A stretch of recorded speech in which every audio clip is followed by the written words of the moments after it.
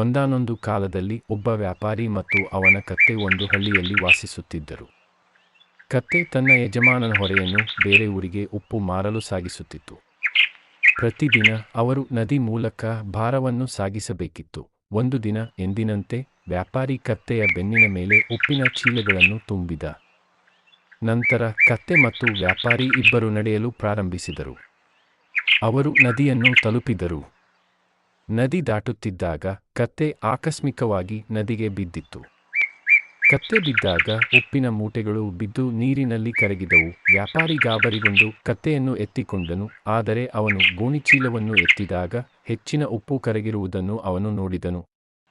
ಗೋಣಿಚೀಲದ ತೂಕವು ಕಡಿಮೆಯಾಯಿತು ಮತ್ತು ಕತ್ತೆಗೆ ಸಾಗಿಸಲು ಹೆಚ್ಚು ಸುಲಭವಾಯಿತು. ಮತ್ತು ಹೆಚ್ಚು ಭಾರ ಹೊರುವುದನ್ನು ತಪ್ಪಿಸಲು ಮತ್ತೊಮ್ಮೆ ಹೀಗೆ ಮಾಡಲು ಯೋಚಿಸಿತು.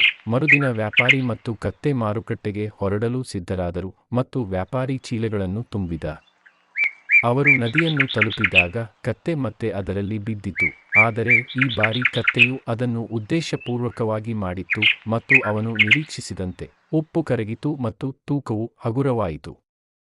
ಕತ್ತೆ ಅದನ್ನು ಸಂತೋಷದಿಂದ ಹೊತ್ತೊಯ್ದಿತು. ಇನ್ನು ಕೆಲವು ದಿನಗಳ ಕಾಲ ಅದೇ ಚಮತ್ಕಾರವನ್ನು ಮುಂದುವರೆಸಿತು. ಪ್ರತಿದಿನ ತನ್ನ ಕತ್ತೆ ಏಕೆ ನದಿಗೆ ಬೀಳುತ್ತಿದೆ ಎಂದು ಅವನು ಯೋಚಿಸಿದನು. ಆಗ ಕತ್ತೆ ಉದ್ದೇಶಪೂರ್ವಕವಾಗಿ ಮಾಡುತ್ತಿದೆ ಎಂದು ಅರಿವಾಯಿತು. ಮರುದಿನ ಮತ್ತೆ ವ್ಯಾಪಾರಿ ಚೀಲಗಳೊಂದಿಗೆ ನಿಂತನು. ಆದರೆ ಚೀಲಗಳು ಮರಳಿನವು ಮತ್ತು ಉಪ್ಪು ಅಲ್ಲ ಎಂದು ಕತ್ತೆಗೆ ತಿಳಿದಿರಲಿಲ್ಲ. ಅವರು ನದಿಯ ಕಡೆಗೆ ನಡೆಯಲು ಪ್ರಾರಂಭಿಸಿದರು ಮತ್ತು ಅವರು ನಿರೀಕ್ಷೆಯಂತೆ ತಲುಪಿದ ನಂತರ ಕತ್ತೆ ನದಿಗೆ ಬಿದ್ದಿತು. ಚೀಲಗಳೆಲ್ಲವೂ ನೀರಿನಿಂದ ತೊಯ್ದು ಭಾರವಾದವು. ವ್ಯಾಪಾರಿ ಕತ್ತೆಯನ್ನು ಎತ್ತಿದನು. ಕತ್ತೆಯ ತೂಕವು ಪ್ರತಿದಿನದಂತೆ ಹಗುರವಾಗಿರುತ್ತದೆ ಎಂದು ಭಾವಿಸಿತು. ಆದರೆ ವ್ಯಾಪಾರಿ ಕತ್ತೆಯ ಬೆನ್ನಿನ ಮೇಲೆ ಮರಳಿನ ಚೀಲಗಳನ್ನು ತುಂಬಿದಾಗ ತೂಕವು ಹೆಚ್ಚು ಬೆಳೆದಿದೆ ಎಂದು ಅವನು ಅರಿತುಕೊಂಡನು. ವ್ಯಾಪಾರಿ ನಗುತ್ತಾ, ನಿನಗೆ ಏನನ್ನಿಸುತ್ತಿದೆ? ನೀನು ನಿನ್ನ ಕೆಲಸದಿಂದ ತಪ್ಪಿಸಿಕೊಳ್ಳಲು ಪ್ರಯತ್ನಿಸುತ್ತಿದ್ದೀಯಾ ಎಂದು ನಾನು ಎಂದಿಗೂ ಅರಿತುಕೊಳ್ಳುವುದಿಲ್ಲ. ನಾನು ನಿನ್ನ ತಂತ್ರದಲ್ಲಿ ನಿನ್ನನ್ನು ಮೋಸಗೊಳಿಸಿದ್ದೇನೆ. ಕತ್ತೆಗೆ ತನ್ನ ತಪ್ಪಿನ ಅರಿವಾಯಿತು ಮತ್ತು ಮೌನವಾಗಿ ಸರಕುಗಳನ್ನು ಮಾರುಕಟ್ಟೆಗೆ ಕೊಂಡೊಯ್ಯಿತು.